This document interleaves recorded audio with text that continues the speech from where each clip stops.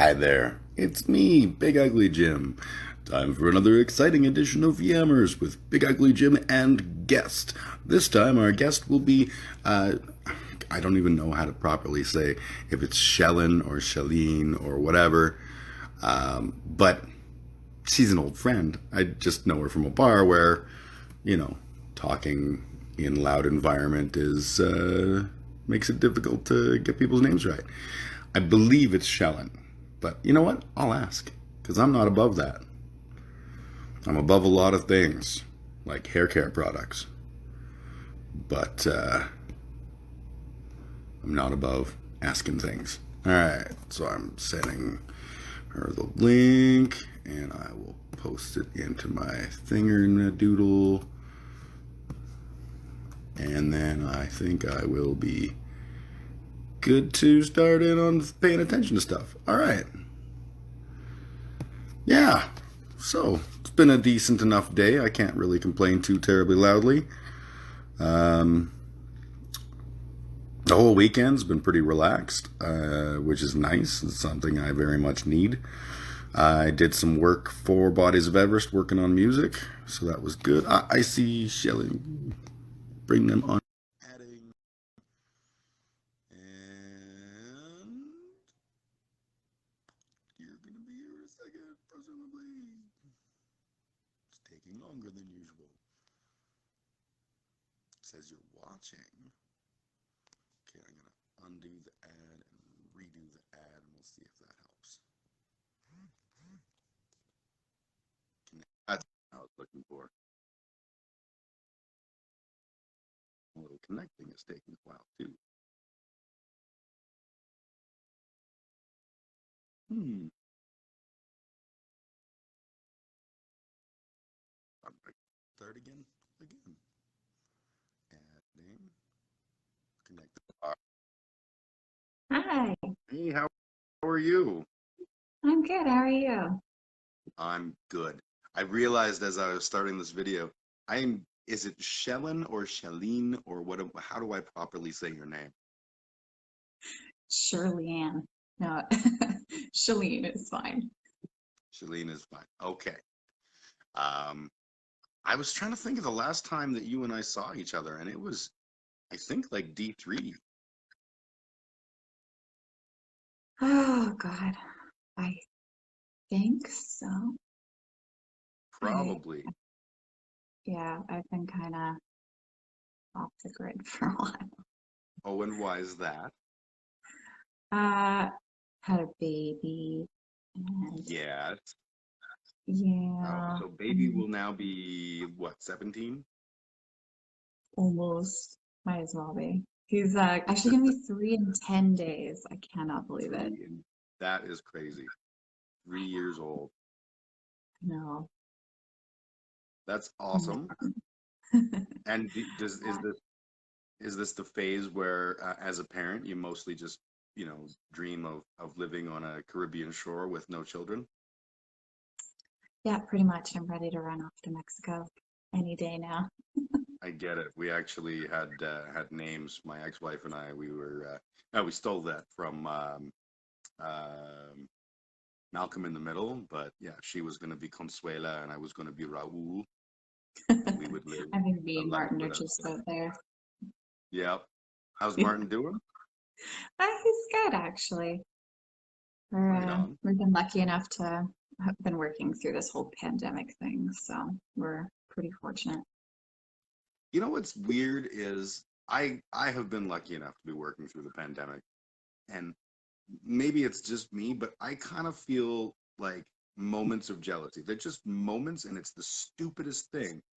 But everyone's doing their sourdough breads and they're doing all this shit, and I'm like, yeah, I'm just gonna sit on my fucking desk or chair. I don't even have a desk. I just have a lazy boy that I'm working out of. I'm just gonna answer emails and crunch spreadsheets.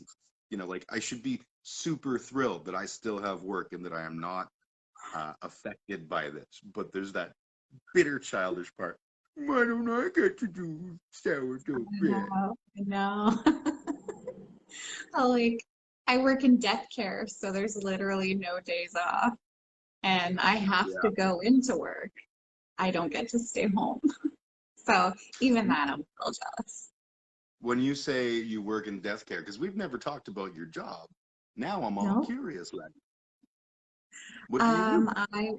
I work at a funeral home, and I'm currently pursuing my licenses for funeral direction and embalming. That's cool. I don't understand embalming. I got to tell you. Like I'm a very much a materialist in the like concept of my body is the chunks that are made up of my body and nothing more. Mhm, And for me, like when I die, okay, that means I'm dead. mhm. That's probably not the end of the world. It's, you know, it's the end of my world, but you know, the world will continue. I should probably give back the nutrients I stole from the universe. So embalming just feels like making yourself inorganic. Well, not necessarily. If formaldehyde is an actual, it's organic itself. But like in Yeah. regards to actually embalming somebody, it's the way that we look at it is we're preserving somebody and making them look more like they used to. You're like you do cosmetics and all that. And what if somebody had a traumatic death and their family member would still like to see them? You know, we do restorative art, we do wax work. We'll basically restore somebody if they've had a traumatic death. A lot of people find good closure when it comes to embalming. I could totally see that. I kind of want to like go like full whore. And I know that's probably not a normal thing, but like I want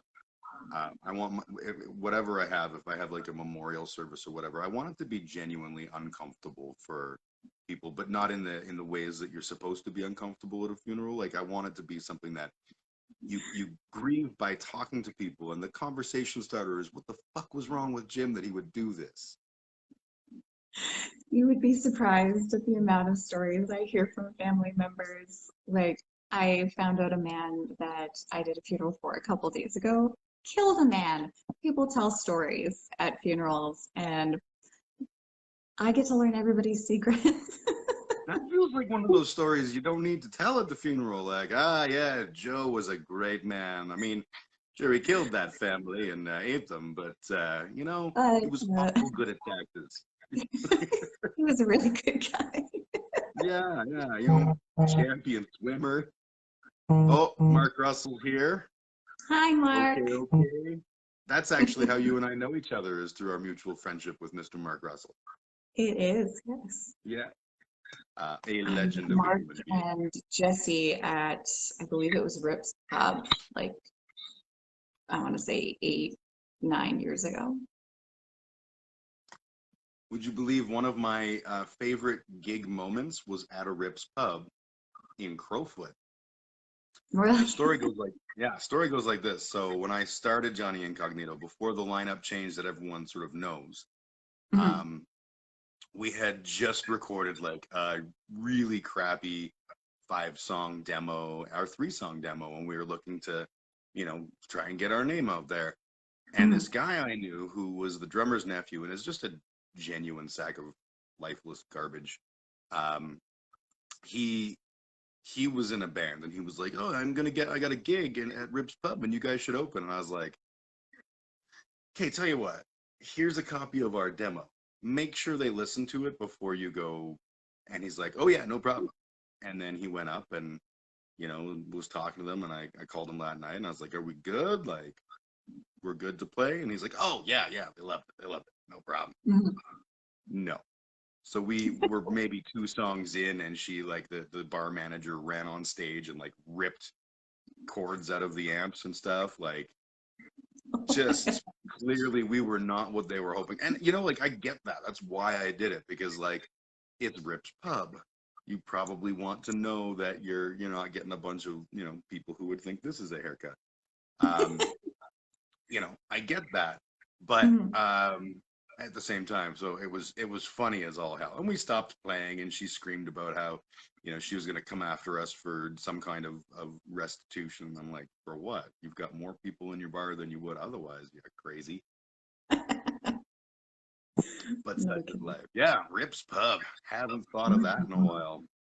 So you met Mark and Jesse Bird, Yeah. the mighty legend Jesse Bird, Yeah. keeping us all safe from forest fires. He's such a hippie now. It's so fun, like how very different and very the same he is. Like Yeah. this little hippie was always burning inside him like a little burning man, and now he's like living this completely different life that totally fits everything about him. I think that's completely awesome. For sure. So you're not the first guest on this program who has a history with the death care industry. I had Mr. Plow on a little while ago, Oh, and really?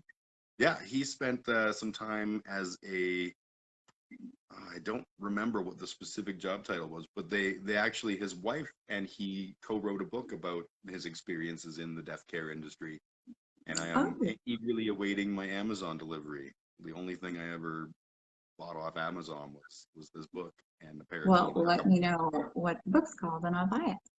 I can do that. I absolutely can. I can't think of the title for the life of me right now, and I'll send it to you. But it's Aaron Potterplow is the author, Okay, and I'll take a look. yeah, yeah. So I'm stoked to see what that one is like when I finally get my delivery, because I ordered it through Amazon and it's been 20 minutes. Where the fuck is my book?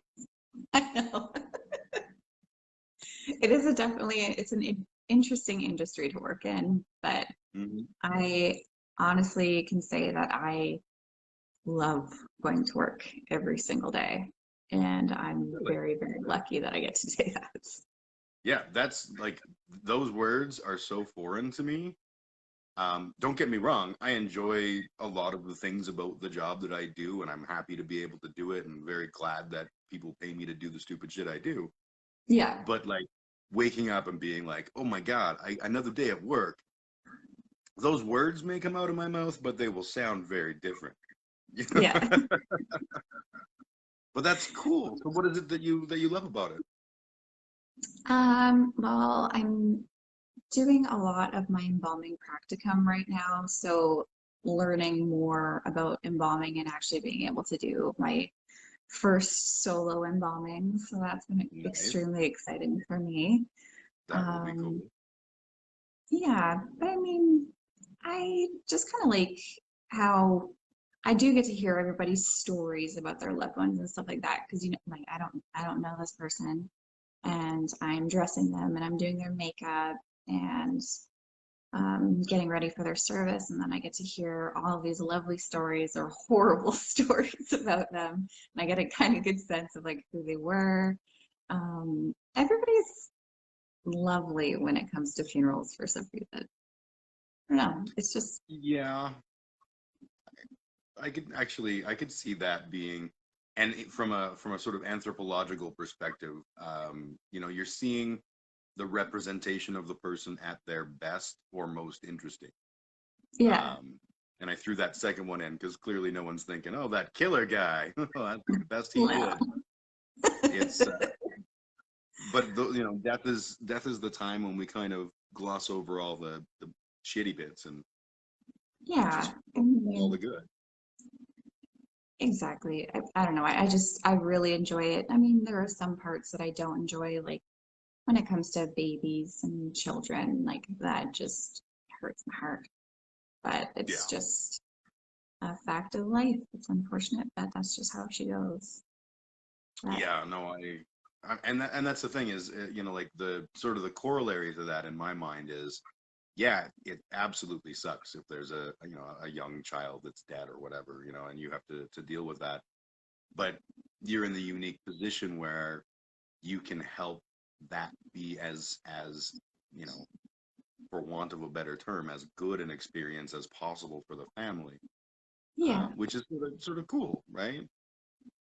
yeah, Like I always exactly. I always look at my own job, and I work in IT for a bunch of oil companies, and I'm like, okay, at the end of the day, I don't really bring anything important to the world, but friends of mine that are like social workers or death care workers or whatever, like you have a tangible benefit on real human beings, and I think that's to be applauded. So I just cheers to you. Thank you. I would Bet cheers you you didn't back, think this. but we're doing the whole dry January thing, so. Oh, me too. Yeah, this is apple cider, just like non-alcoholic. Uh, Yeah, I just put it in cans so I feel special. No, that's not true. That's Lucky Lager, and I'm drinking because that's what I'm good at. oh, that's too funny. So, so the child of yours. I don't know the child of yours' name because I'm a terrible, terrible friend. His name is Hunter. Hunter? Yeah. And is the next one going to be named Gatherer?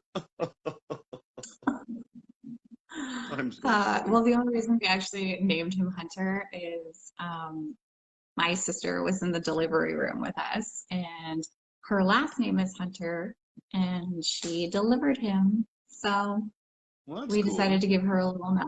Yeah. Is she like a midwife or some sort of something to that effect, or? She's a nurse. She did do, like, she was in the NICU for quite a while. Now she works in a dental surgery clinic, but it was on her bucket list to deliver a baby. So I was like, okay, whatever. But you can do this one. That's cool. I was told once upon a time when I was married, we were told that we would never have children. Haha, psych, having a bunch of them. Um, but we were told this, and when my sister was pregnant with her daughter, she invited us to be there, and that's a weird experience when it's like like not your vagina or a vagina that you're used to, just some stranger's vagina on a table, looking as awful as birth does. Oh, yes. Um, my favorite thing about it, though, my parents had this giant stack of photos, and I go to my parents' house for dinner one day, and I'm like, oh, hey, the photos from the birth, this will be nice. And like two or three down, I was like, Mom and Dad, what the fuck? And they're like, what? And I'm like, look at this picture. And they're like, isn't it beautiful? Like your sister is holding her new baby. And I'm like, she's geysering blood from her vagina. And they're like, what? And I'm like, she's hemorrhaging. Like you captured the hemorrhage on film. And they're like, oh, we never even noticed. We just look at the other side of the picture with the baby and the mom. And I'm like, and the fucking geyser of blood. Get rid of this picture. Or cut it or something. Like, My work, like, I pushed for like 3 hours. I blacked out everything. And I'm fine with that. It wasn't beautiful. It was awful. yeah. Did you do the natural childbirth thing? Oh, hell no. All the Good. drugs. All the I drugs. I do not understand. Like my ex-wife, the first baby we had was natural childbirth. And the second time they were like, do you want to do natural childbirth? And she was like, oh, fuck no. You will give me every drug. You give me drugs they haven't even invented yet. Like, it is a horrifying experience. And, like you can gussy it up and put a bow on it and be like, it's a woman's powerful moment and her struggle to bring life. And, that's great. But Yeah.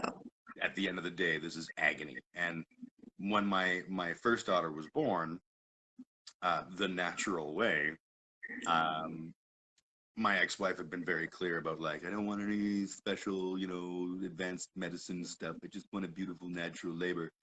And Mhm. the cord was wrapped around her throat, and every time, like the baby, not the mom, and every Mhm. time a contraction came, the baby's heart was stopping. Abby's heart was stopping.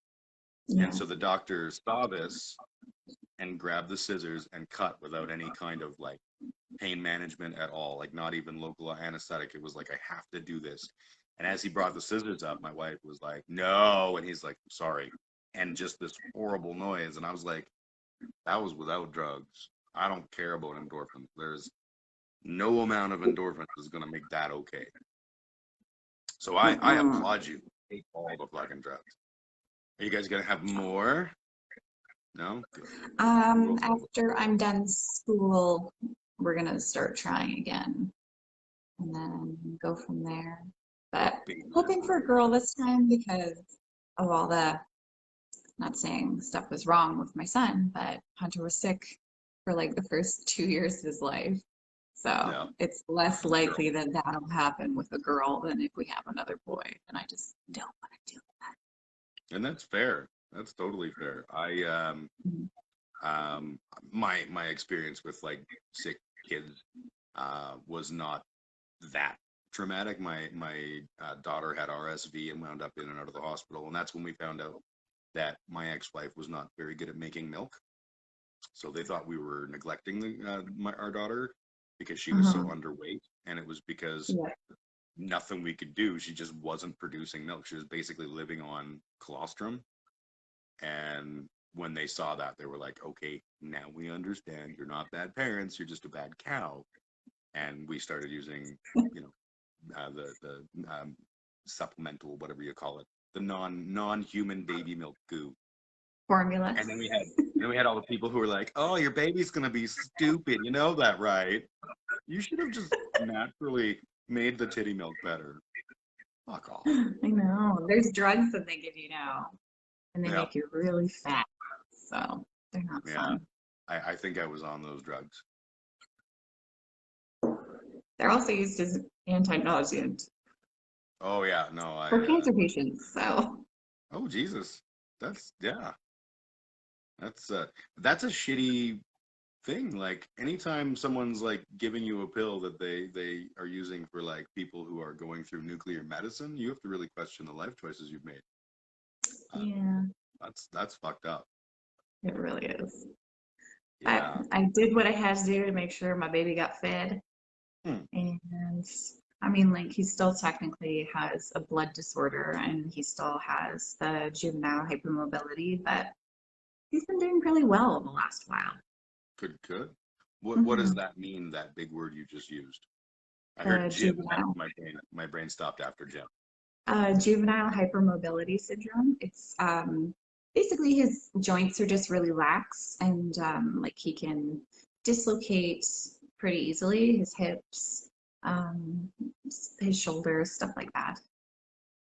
Okay. He's just a really flexible kid. Eventually he'll grow out of it, but it's just, I think they said from like 6 to 10 or something like that is when he'll hopefully get over that and he won't dislocate nearly as much. But Do you get the thing with it's like my daughter dislocated, the other daughter dislocated her arm when she was a baby. She got it caught in the crib and somehow like oh, popped it out of the shoulder. no. And we brought her Yeah, in, and the the healthcare staff, rightly so, were like, no, what this happened to happened. your child? And because this was a regular thing, like did you get a lot of that before there was a diagnosis, or was there a diagnosis early?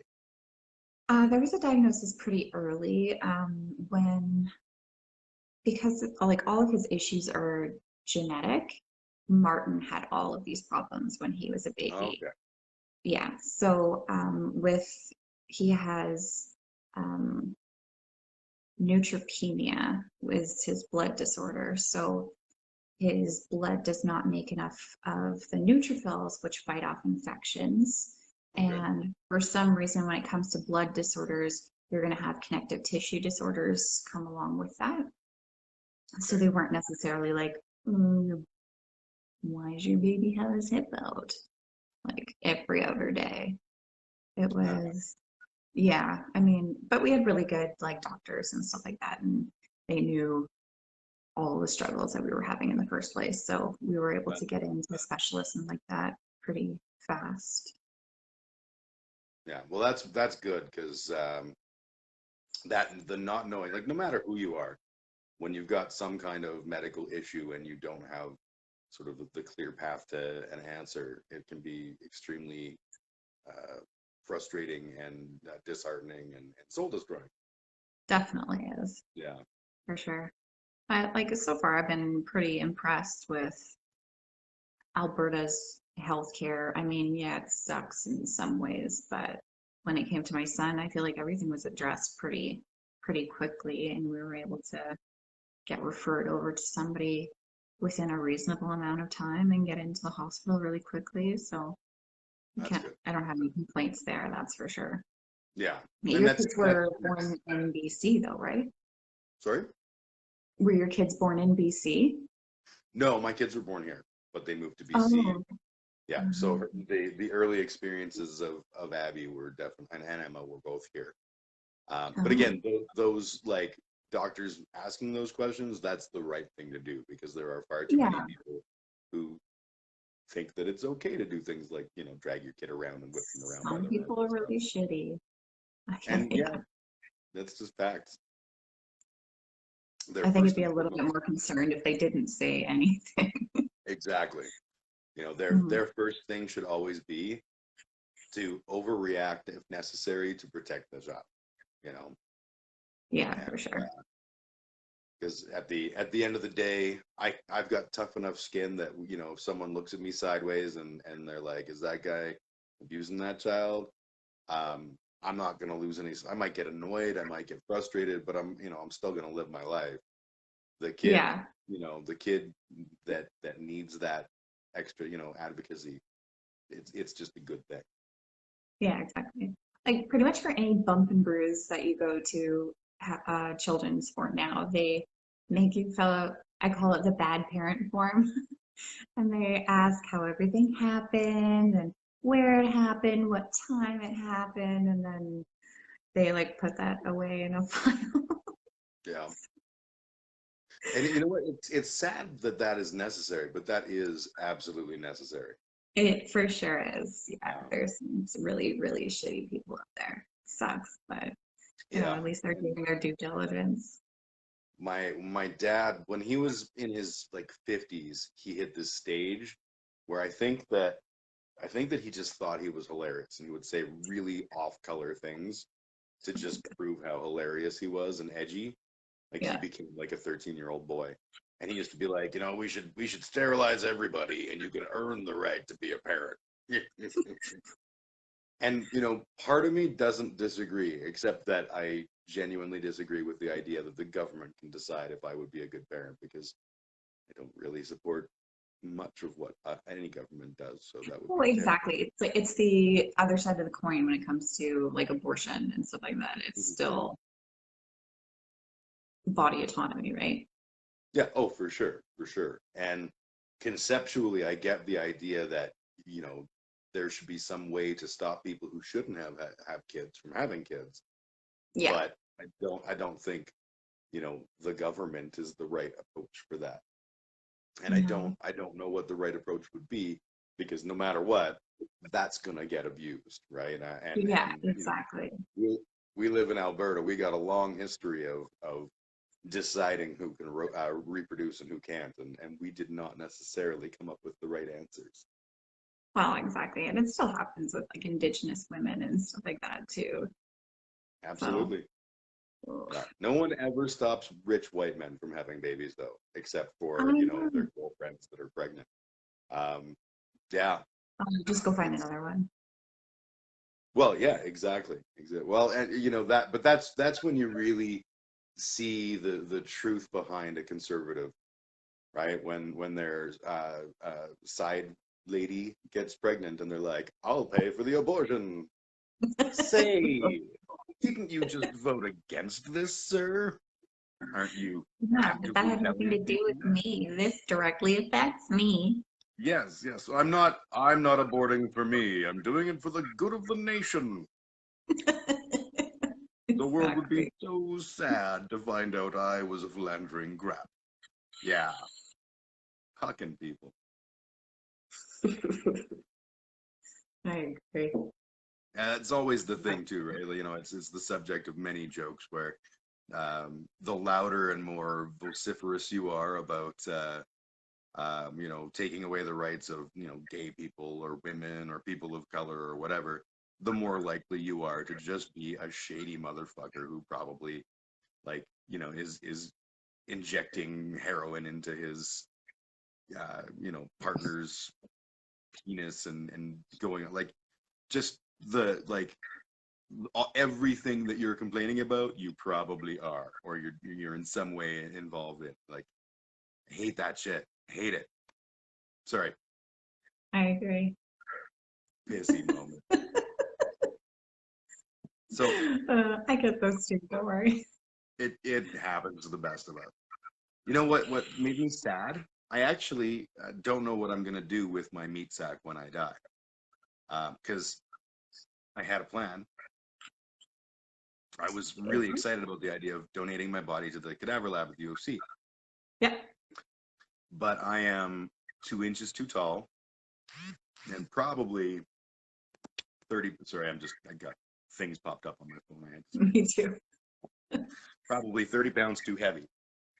Now the heavy, theoretically, I could do something about, but the too tall, I mean, kind of You feel can't like I'm really stuck do there. too much. Yeah. I mean, if I cut my feet off, that'd be a thing, I guess, but I don't really want to go down that road. Ooh, So that's kind of a bummer. But it's cool to me that, like, slowly we're starting to have all kinds of alternatives that are coming up. Like, is that something that you see in your work?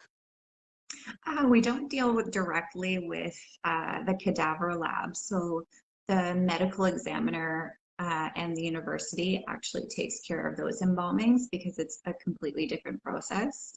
Okay. Like we'll do the arterial embalming, and then preserving your organs is something completely different.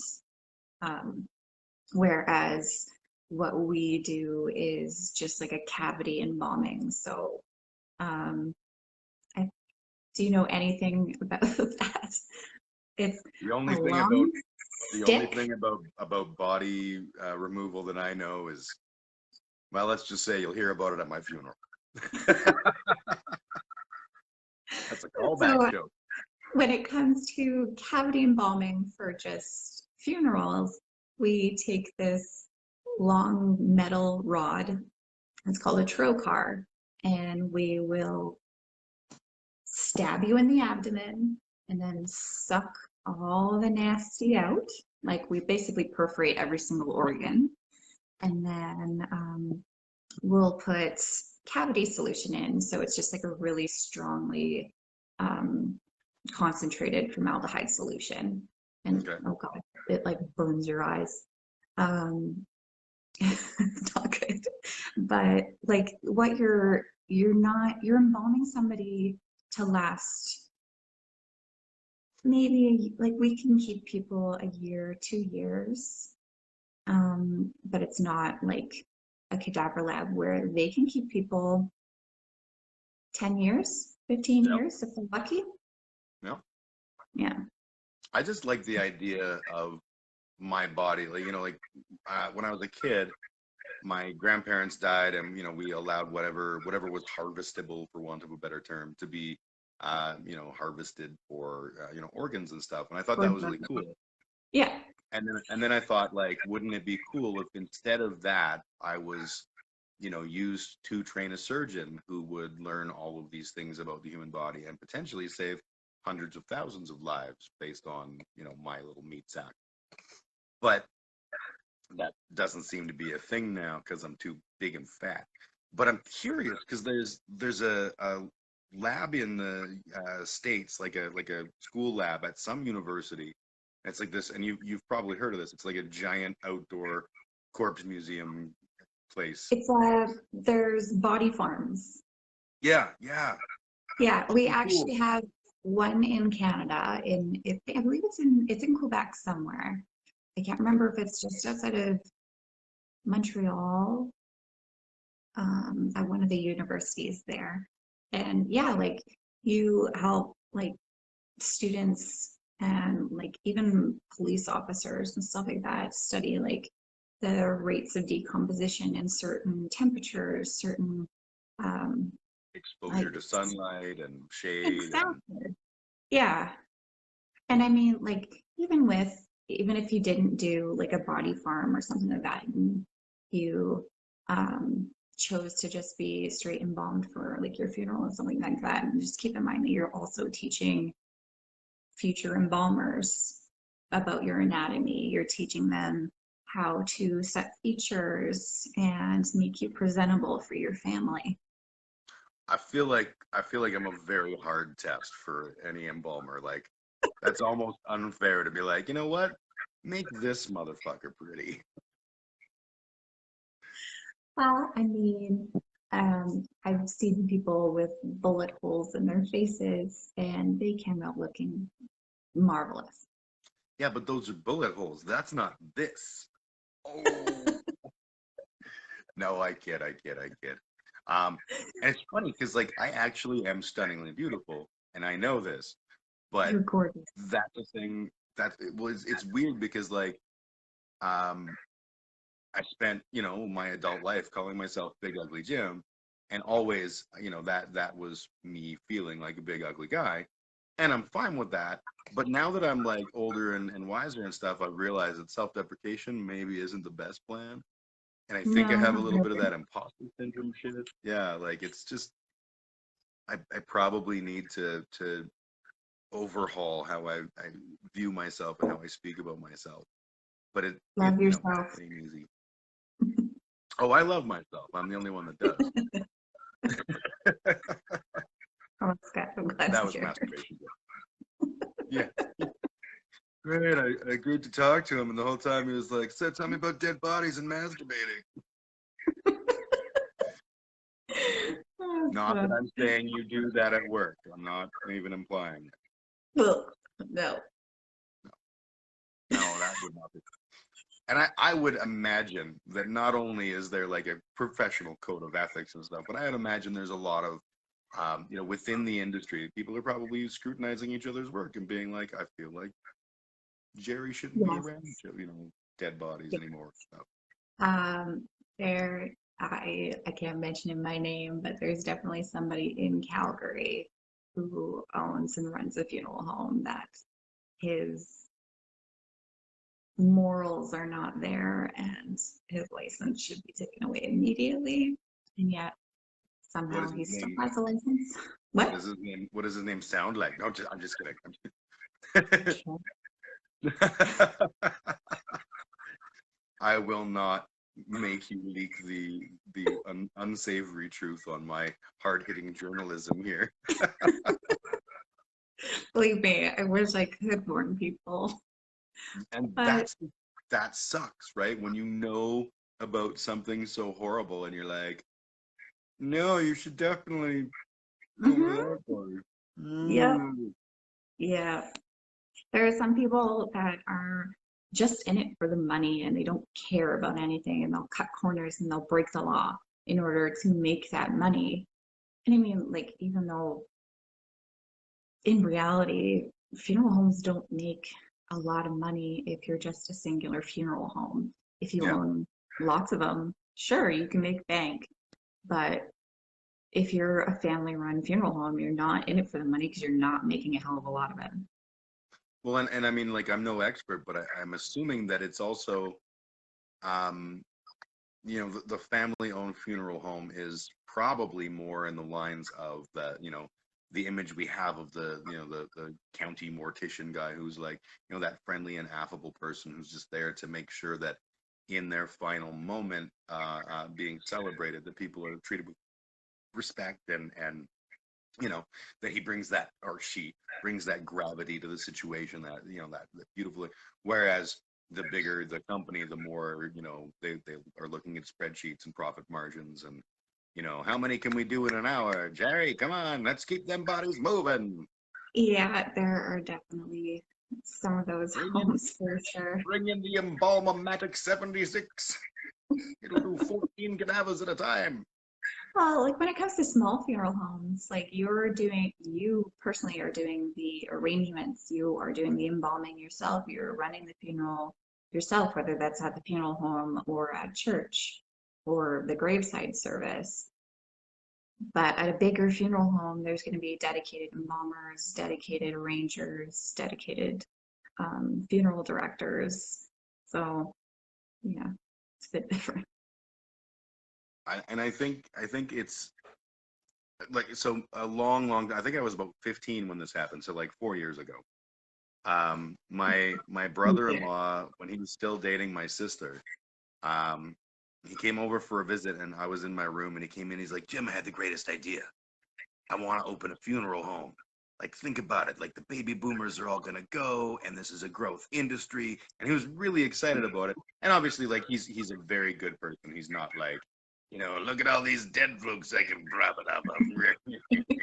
Yeah. But like there is a definite business side to it and a business piece. But I Yeah. think, yeah, I think, the smaller organizations are going to be where you find the more personal touch, which I think is what people want in that situation. Yeah, exactly. I mean, like when it comes to small town funeral homes, like they know all these people and they have a personal relationship with either them or somebody in their family. It's special to them.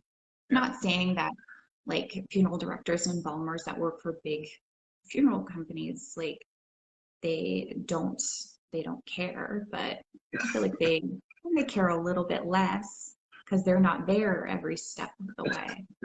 Yeah. And I think, the reality of what we're talking, the two different images is one is a small town where, if you're in that town, you know those people. The other one's Mhm. a big city, and like I live a hell of a lot closer to my neighbors than maybe someone in a small town does, but I don't know them. That's I very don't true. want Yeah. to. Actually, I had a weird moment yesterday because I'm not used to the idea of helpful neighbors because my neighbors are all meth heads. Um, and I mean, like, they're really helpful. If I needed a bunch of meth shoveled off my driveway, they'd be fucking there in a heartbeat. Um, Yeah. you know, but I don't keep a lot of meth on the driveway, so it's kind of not a thing. But like a few blocks down is one of my best friends, and she had to go out and do some shopping yesterday, so I went with her, and part of that was we may very well be pushing because she's got a sports car, and we had this we had this gigantic ridiculous snow the other day, and it hasn't gone away. It's sort of just turned to ice. Yeah. So this was her first time venturing out of the house since that snow happened. So we shoveled a path and we got stuck. And as we were trying to, push up out of this, the spot where we were in at the garage, Mhm. her neighbors across the alley who she's never met before were rolling up and they were like jumped out with shovels and helped us out. And then she dropped me off at my house and then went home and then called me and was like, so yeah, I'm stuck before I can get into my garage, kind of half blocking the alley. And I was like, I'll be right there. So I ran over. And as I Yeah. got there was another guy who rolled up, a different neighbor who was like, let me grab a shovel and some gravel and we'll get this done. And Oh, like, that's I'm nice. not used to that kind of nice neighborhood thing. So I was like, that's pretty fucking cool. But yeah, Yeah, that's, I noticed that a lot with that Dumbo snow. I saw people pushing each other out of like the road for like the first couple days that it happened. Although yeah, I will admit, when all that snow was falling, me and Hunter sat outside for a good hour and watched people get stuck. there's a Just for certain, shit. yeah, there's a certain joy to that. I live in a house that's right next to a traffic circle. And I Oh, I love watching because it's also near a douche bar, and so the douches will go all drunky and like driving home, and they will fail miserably at the traffic circle, and I could yeah. watch that shit for fucking days. It's so much fun when a new snow hits and it's icy and slippery.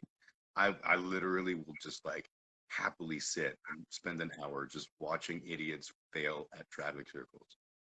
Even when it's dry, Yeah. most people have no idea how to deal with them. But when it's like shitty out, oh, the fun I have. Oh my gosh, I can only imagine. That's the one thing I miss about living in Kensington because we lived right on 10th Street, right before the hill. Yep. And just watching that hill in the wintertime was the funniest thing every single winter. It was just perfection. Oh But now yeah. we live in Bowness. Martin, one of them. Ah, yeah. The But I mean, hood. like, it's not that bad. There are less Oh, homeless it's people not. It's here totally not. than in Oh, Kensington. yeah, for sure. It's Yeah, like that's the reason why we moved out of Kensington in the first place, because they opened up an alpha house and there was drunk guys passed out on the lawn every day, and I was just not. I couldn't take Hunter outside. I was just tired of it. And then we found this place though, and we have like 5 parks, like a stone's Mhm. throw away from us. The river's right there. It's really lovely here, actually. I love Bonus. It's I joke when I say the hood because I grew up in Varsity Acres, and Oh, in in Varsity Acres, Bonus is scary.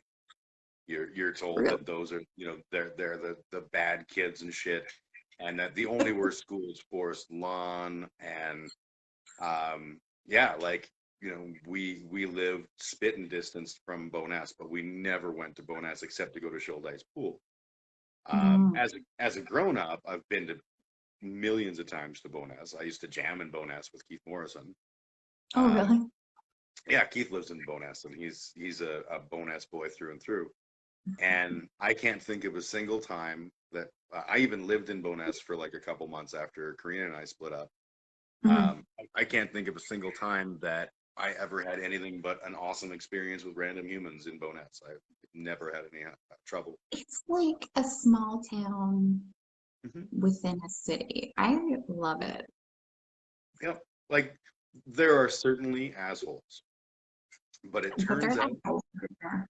yeah, and there's a whole lot more of them in the rich neighborhoods than the poor neighborhoods. This is true. Yeah, I get it. I live in a community that is, um, if you go in 2 blocks in any direction, it's very like family and nice and quiet and calm. But my Mhm. block is all meth heads. Right? There's an Where do Alamo House you live? down the I street. used to see you walking down 10th all the time. Yeah, I live in what is this? Capitol Hill. So not far from 10th Street. So I would walk to work and from work up and down 10th Street, Oh, okay. and that hill all the way up to Sate, which now I suck at. I'm so fucking annoyed at COVID because apparently when you don't fucking move for 8 months, you get neck fat for one thing, and then the other thing you get is shitty at walking up hills. So that's got to Yeah. change. I stopped working out during COVID too. It's literally like I had a boxing club that I belonged to, but I would only maybe get there like once a month. So I Mhm. wasn't getting like the huge workout in that I wanted. But every Mhm. day, or most days, I was walking to and from work, which is 3.5 kilometers each way, and up a hill for the way home and everything. Like it was, and it kept me moving and healthy and stuff. And then yeah, COVID hit, and we're working from home, and I've worked from home basically since March, and slowly getting larger and slowly getting worse at breathing. Soon you'll see me as a client. My crap. I think Wait. I didn't catch that. Are you? So I think my internet was kind of crapping out there. Yeah. Is it you? Is it me?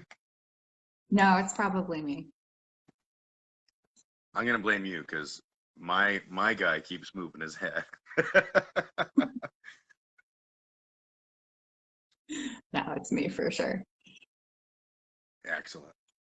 So yeah, I Mhm. made some off-color joke about seeing you as with me as one of your clients because of COVID, not because of the getting sick, but because of not having a healthy heart anymore. Well, it's busy season, so who knows who I'll see really. And I think that would be the other thing. Like you always think about like the tiny caskets. Everyone goes, "Oh, that's the reason I couldn't do that job." But like, have you ever encountered a scenario where it was somebody you knew? Yes. So one of my coworkers, her nephew passed away. He had a shelf fall on him and it crushed him to death. And Yeah. I had to go to the medical examiners and pick him up. And I am a dorky mom, so I played Disney music and I sang to him the whole drive. And like it sounds weird, but I think that was maybe like my coping mechanism or something like that. Like I would want somebody to do that to my son. Yeah, I don't think that's weird. I think that is it's amazing the things that in that moment we will come up with to cope through something like that. Um, Mhm. yeah, I get that. Like we had a series of miscarriages when my ex-wife and I were trying to have babies, which was that whole thing where they told us we wouldn't have kids. Um, Mhm. and we would make jokes, awful, horrible jokes that no one should ever laugh at. But um, it was so necessary and cathartic when we were in that situation. And it made all the difference. It made it so that we got through, and Yeah, that was much exactly. more important. So, Yeah. different, and yours is definitely less callous. But, That's I just speaking for contextually, me. That's definitely not some of the people I work with. We do I think in every industry, you kind of make some sort of sense of humor or something like that to kind of help you get through things. So yeah, yeah, when it comes yeah, to kids and stuff like that, I like to sing to them. I want somebody to care enough for my child like that. So that's yeah, how I treat other people's children. yeah. I would, not treat them like I want someone to treat my kids because my kids are, 17, 18 right now, the two boys, and frankly, people deserve better than what I want to have. No, I'm kidding. Actually, my kids are good. They're um, especially like my 18-year-old has come really long way in the last little while and is just a treat. And my 17-year-old is on the verge of becoming really good, but like we're still in that part. You I look like am you froze losing it. again. Yeah, there you are. There I am. It's me. Stupid internet. Well, when you live in a small town like Bowness, I mean, I you haven't know. been vaccinated yet, so you don't have the 5Gs.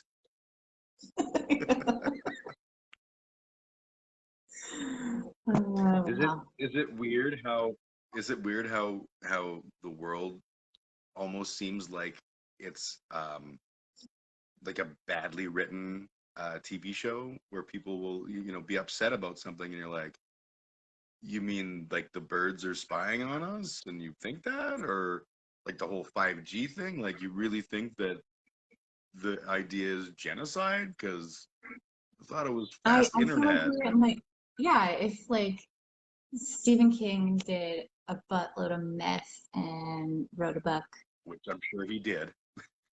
well, a shittier one than what he's already written. Yeah, Yeah, like I feel like the whole fucking year just doesn't even feel like it's real. yeah, 100%. I spend so much time just going, fucking really?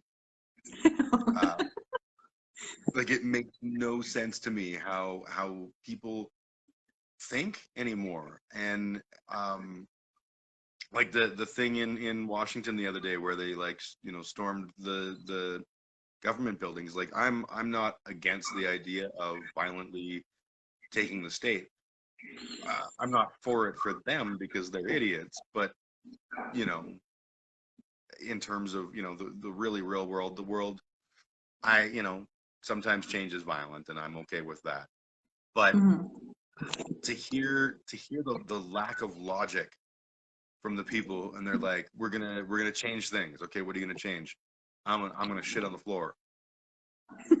Is that like be the change? Is that really what you need to do right now, or I like know, yeah. how does that affect people? You know? That's like, I don't know. I don't even watch the news anymore. It's hella depressing. And just watching the states just, it's like a burning garbage dumpster. Like it's a hot mess down there. Yeah. And It, it's it it fucking looks like scary. it's like a country. It's like a country dying of gonorrhea. You know, like it's so preventable. All you have to do is take basic measures. It's gonna be all right. But they're like, no, no, feels nice, I it won't burns, it's do warm, it's cold outside. Yeah, it. like I Yeah. genuinely just don't fucking get the world anymore. And I don't think the No, I world don't gets know. me, I so honestly think we, like us as Canadians, we need to go down, burn down the White House one more time, and then build the wall, and then be fucking done with the states, and just be like, leave them to their own devices and see what happens. but you know, like the last time we burnt it down, they built the fucking thing again. Like that just tells But me make is them not start from that's not the scratch. solution. Yeah, like I feel like we as Canadians, we should just go down with a bunch of torches, hand them out along with like sticks with nails in them, hand these out just to random people on the street and be like, all right, guy, you'll go do your thing, eh? And then leave and let them all destroy each other and burn the entire fucking country down. And then we'll be Yeah. like, okay, Well, now that I you're all I kind gone, of see the states going in like the Hunger Games direction with like just yep, how split up they are. And yeah, they'll just send their children off to fight to the death. yep. Or that documentary series, what's it called? The Purge. Oh, like documentaries. I made a But documentary about that. Yeah, not a for real sure, documentary. no, I mean it might as well be, but Yeah, yeah. it feels like it. I was talking to a friend of mine. I was like, "Have you seen like the new Purge movie was on Netflix?" And she was like, "Oh, I don't watch those. It's too uncomfortable because every time I watch them, I'm like, yeah, this is what it is down there. It's happening. It Oh, is, and the world is a terrifying and fucking place. no one's recognizing that they're in the purge. They're just like they're purging, and they're like, I don't know why I'm doing this, but I'm But we're gonna gonna do it. do it. Yeah, Yeah. Oh like God. I think it's interesting that in the movies it's this like plan of this evil group that are secretly trying to bring back a way of life, like very heavy-handed and obvious. And Hmm. in the real world, it's not even that. Like that's it. We can't blame the Republicans for this. This is so much stupider and deeper than even the Republican Party. It's just these fucking idiots who are so terrified Oh, someone's going to steal their gun and so terrified that a colored person's going to work one day, that they're like, oh well, we need to stop this. They're replacing us, and we can't have that. I'm like, fuck off, dude. oh God. Read a book once, just once. It just makes me embarrassed to be white, honestly. Oh, like I've never been embarrassed to be white, but I've certainly been embarrassed to be in the same species as these people, the Yeah. fucking terrible. Like my white skin is no more a thing that I did than somebody who doesn't have white skin. Yeah, But sure enough. like, damn, there's some fucked up people, and these are the ones that are the master race. Like I got no teeth, and I get that, and I own it. It's my life. But like these are some amazing fucking examples of humanity being like, we's the master race. We gonna go down there and tell them all how we's the master. Fuck no, you're not. Take a public bus. If you can take public transit and tell me that white people are really any good, you are on drugs. For sure. Oh God. It's a crazy world. So what's next for you? You're working on getting the education for the were you saying that your first solo embalming is coming up right away? I actually just did it a couple days ago. Excellent. So I Yeah, don't know and I don't know about the death care industry, but I watched a lot of Grey's Anatomy, so I know that solo things are like that's a big deal. It was really exciting for sure. Mm-hmm. Um, well, because like at that point, like I'd only ever raised one artery by myself, um, did arterial embalming once and cavity embalming once, and then you're just kind of thrown into it and like they help you along the way. But Yeah. I didn't have to ask for any help, and she turned out super good. So I was super excited about Excellent. it.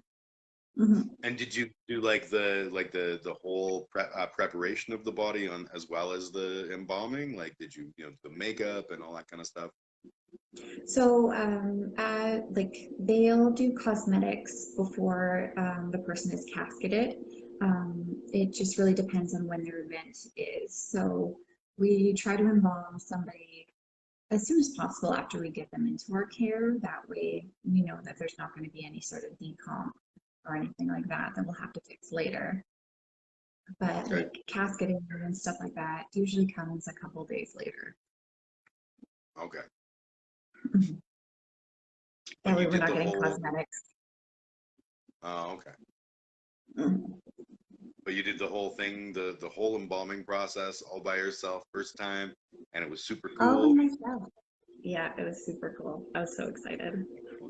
That's very, And very then, awesome. like, coincidentally, a couple of days later, I was actually doing her dressing, her wake, her prayer service, and then her burial. So I got to see the whole thing through, really. That is a cool, like, from start to finish kind of thing, right? Yeah, And exactly.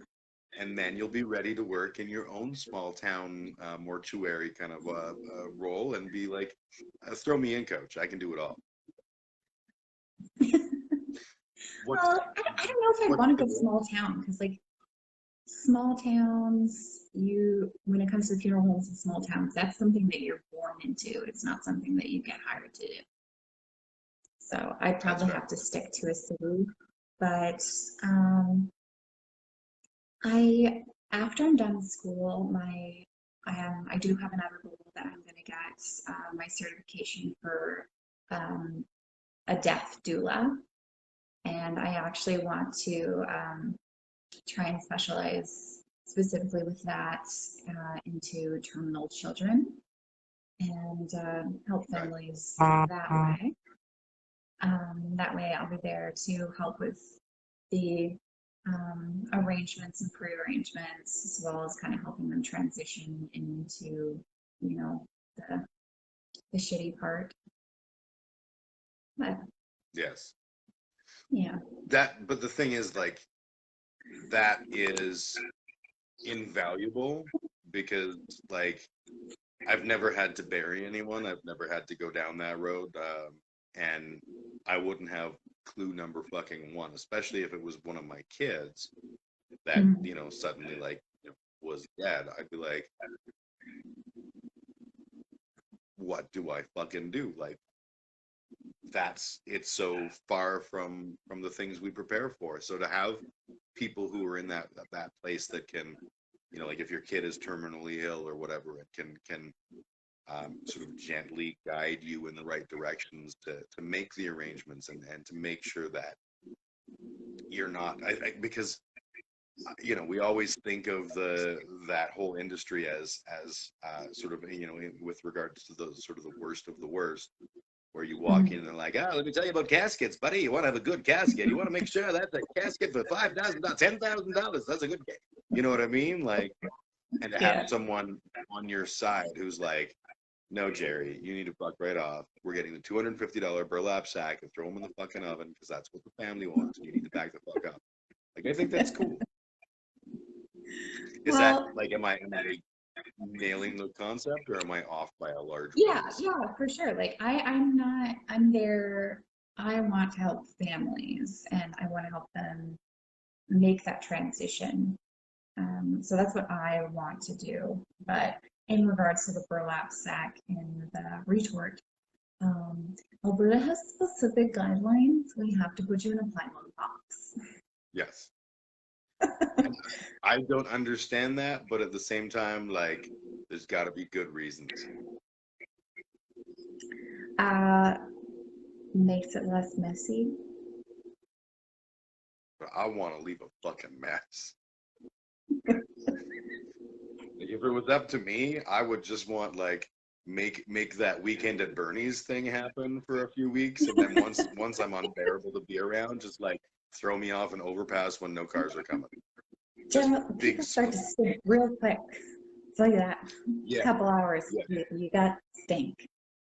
But if TV has taught me anything, you can just put those car fresheners around my neck, and no one will be any the wiser. Definitely not.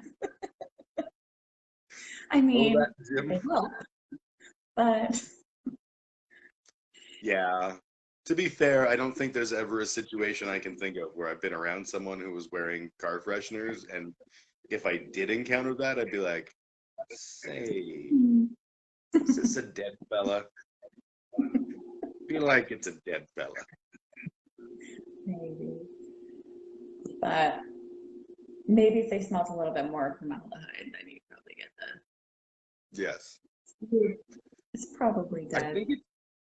I think it's an interesting thing though that like there's a whole industry around death, and like chemicals like formaldehyde are a vital component to that. And the people who freak out about formaldehyde as a chemical, like, oh my God, there's formaldehyde in a vaccine, and therefore the vaccine is like 6 gallons of formaldehyde just poured into your arm or something. But I bet those people aren't fighting for your right. I bet they're just completely disinterested in, oh yeah, well, I still want grandma to have formaldehyde. I mean, not every funeral director and death care workers are for embalming either. Like you can be for green burials, which is what like a lot of the Muslim communities do, green burials, where you're just shrouded, you're not put in a casket, you're not embalmed, you're washed and just shrouded in a sheet, and then they'll have your family basically carry you into your grave plot, and then they put you in there, and it's just you and a sheet, and they get to decompose. That sounds good to me, you know. Um, like I hope that I can donate my body to one of these cool like corpse farm things, and help with the body of knowledge of what happens when you have some toothless hobo in the wild or whatever. But at the same time, like, if I had to go with a funeral type of thing and put me in the ground, I want as low mass as, or not low mass, low fuss as possible. It's just a meat sack that I'm no longer in, and I'm no longer anywhere. So you might as well just throw it in the dumpster, and away we go. No, everybody gets a funeral. Everybody. Like even there are people in the city that have no family, and the firm that I work with, we take care of them specifically. Mm-hmm. Well, that's cool. Like when you say that, you give them a funeral, like an actual funeral. Yeah, we have celebrants that'll come and do an entire funeral service. If no friends or family shows up, then we have staff that sit in on these services. And then we take them to the cemetery, we do a graveside service there, and then we bury them. Everybody cool. gets a funeral. Mm-hmm. I'm all for the idea of everybody gets, a clever body disposal that doesn't involve actually throwing people in dumpsters or whatever because of the risk.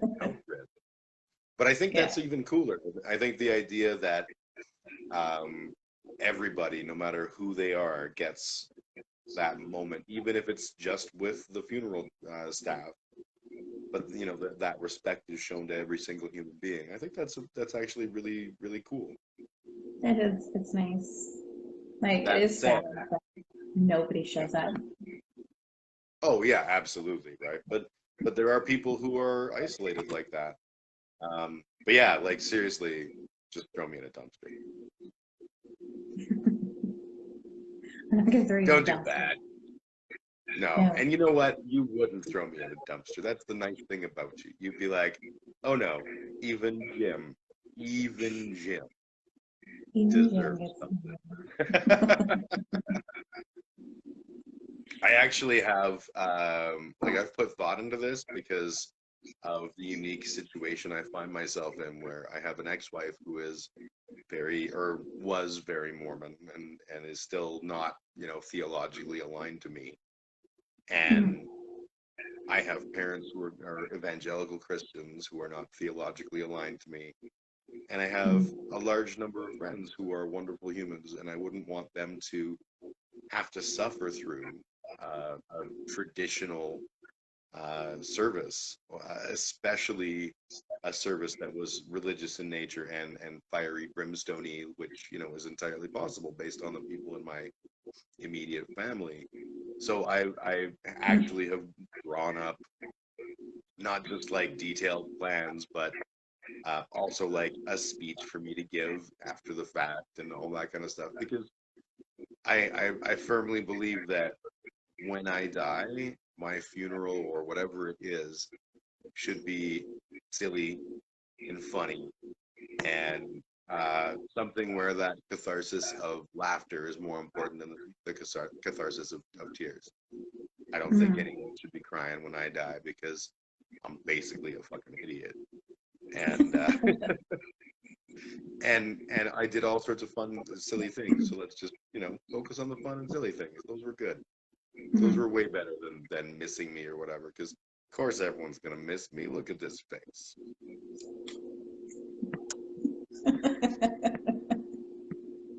On that note, sweetheart, I probably should call it a night. I Sounds. have very much enjoyed chatting. I didn't know anything about the whole that you were in the death care industry, so that was like a good chunk of our conversation, and I really enjoyed that. Thank you Amazing. so much for pulling back the curtain on that and sort of letting me get a little bit of a view into that world and your role in it. I think that's been very phenomenally cool. I had a And great night. Thank you. you're very welcome. I miss you. I hope you guys are well. I hope your hunter is well. Your hunter. I hope Hunter is well. And pinch Martin's bum for me and tell him it was for me. Okay, well. Excellent. All right. You take care, honey. Good night. Bye.